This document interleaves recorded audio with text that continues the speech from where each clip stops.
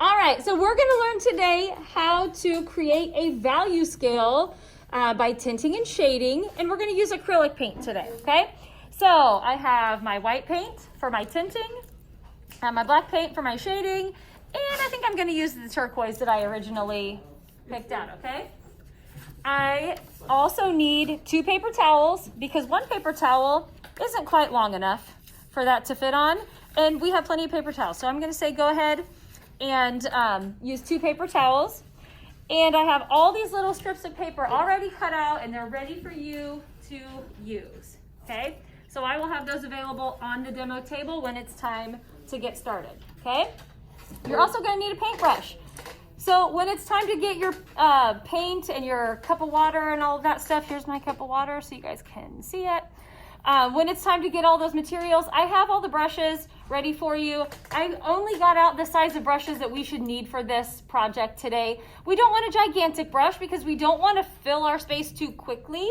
We want to use this medium-sized brush so that we can really blend in our black and white paint with the color that we chose, okay?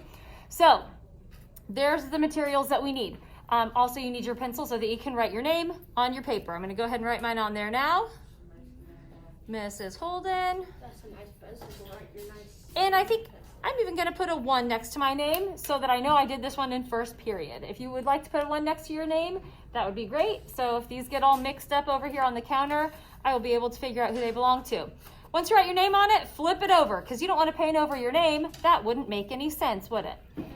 Okay, so here's how we're going to start this process. I'm going to take my brush. And when you're using acrylic paint, you don't need to get the brush wet first. You don't need to add any water to this paint. It's already ready for you to use, okay? So I'm gonna go ahead and get this color that I want right here, and I'm really gonna load up my brush with that paint. I don't wanna skimp on it because eventually I need all of this paint on the end of this brush to blend all the way through to the edge of the page, okay? Or the edge of the paper rather.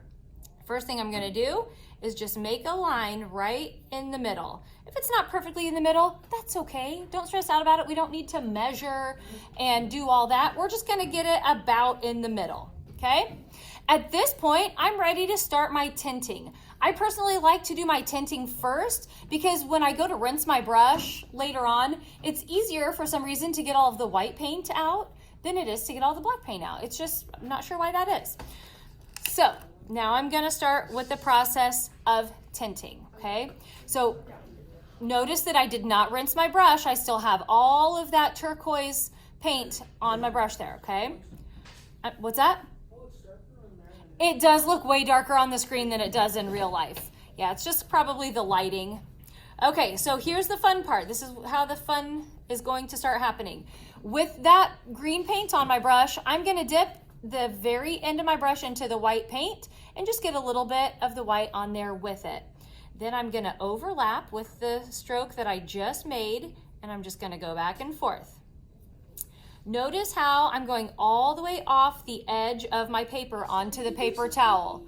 That's exactly what I want you to do. I don't want to see any white showing through on the paper, so don't stop short. That's why we have the paper towel there so that we can go all the way off of the edge, okay?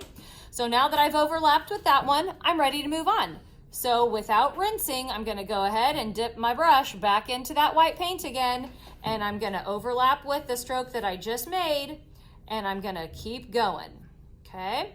And I'm just gonna dip and keep moving on, and eventually I'm gonna have more white paint than turquoise paint on my brush, and this is just gonna continue to get lighter and lighter as I go. Can we already see how that color is changing? It's starting to fade from the turquoise into the lighter turquoise. I thought this was going to be much more complicated. It's not complicated at all, but it is really fun to kind of get it to try to blend all together, and it's really fun. It gives kind of that ombre look. If you've ever heard of people getting their hair ombre'd, where it kind of fades from a darker color to a lighter color, kind of creates that effect. All right. That's like you're hungry, tango ombre. I have hunger, right? That's a different kind of ombre. Am I right?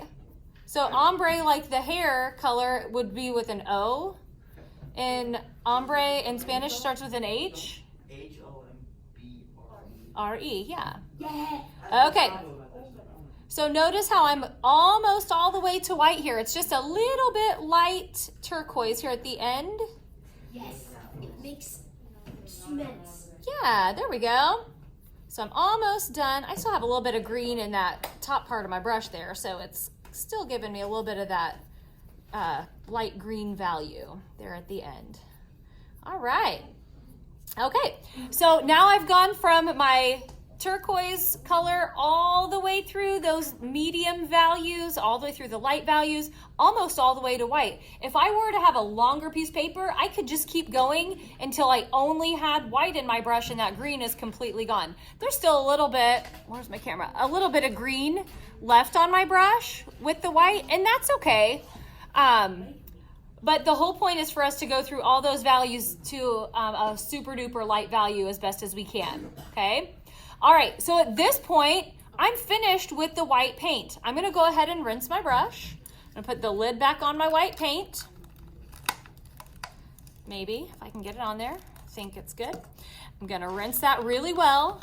Try to get all of that white paint out of there and green paint, okay?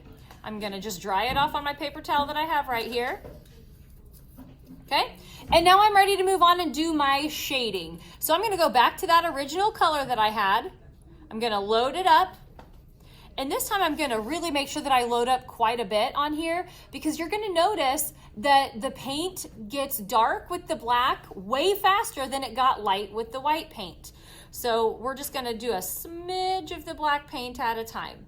So the first thing I need to do is go back to that original stripe that I made and just kind of refresh that stripe because we want to have plenty of paint there to blend in all the way through, okay? So just refresh that stripe and then go ahead and have your black paint available. I'm gonna take my brush and I'm just gonna barely dip the very corner of it into the black paint, maybe a little bit more. Come on, little buddy. You can do it. All right, got a little bit on there. Okay, so now I'm gonna go ahead and overlap, going top to bottom, all the way off the edge of the page. And it's not starting to get dark yet, but we don't want it to get dark too fast, so I'm just gonna be really careful. Dipped it back in the black, and oh, now it's already starting to darken up. So I'm going top to bottom. Gonna dip it again, just a little bit. Okay. And I can already see those darker values starting to show through. Can you guys see it on the screen very well? Not really. Not so much. Is it gonna start turning What? into like a regular green? It's gonna start, well, this is a turquoise to begin with. So it's not gonna be like actual green. It's just gonna get darker and darker as that black mixes in there with it. Okay. All right, so now I'm getting almost all of that turquoise out of my brush. It's really starting to darken up there. Can we tell the difference? Yeah, so it's really starting to show through now. All right, so it's already almost all the way black there. I just have a tiny bit of the green left in my brush, or turquoise rather. All right, so now I'm just gonna fill up the rest of that space. Alrighty. Super duper simple. So one thing I do want you to be aware of, when you're over there choosing the color of paint that you want to tint and shade today, the yellow and the orange are really hard to shade with, okay? The tinting is not too difficult with the yellow and the orange, but when it comes to the shading, when we're adding the black to the orange and the yellow, it's just a little bit more difficult. It doesn't blend quite as well. So I just want you to be aware of that. And just be super duper careful if you're going to use the orange or the yellow, okay? All right, in just a moment, I'm gonna have you guys go gather your materials. You're gonna, listen carefully. You're gonna need to get a black paint and a white paint, and you're gonna need one color that you're gonna tint and shade. Once you take those things to your desk, go ahead and come back here and grab the paper that's on the front of the demo table and grab one paintbrush. When it's time to clean up today, I'm gonna give you the Ziploc bag. You're gonna put lids on your paint, you're gonna rinse your brush really well, and you're gonna put all your materials in your own Ziploc bag and store it in the closet, okay? All right, have at it. Good morning.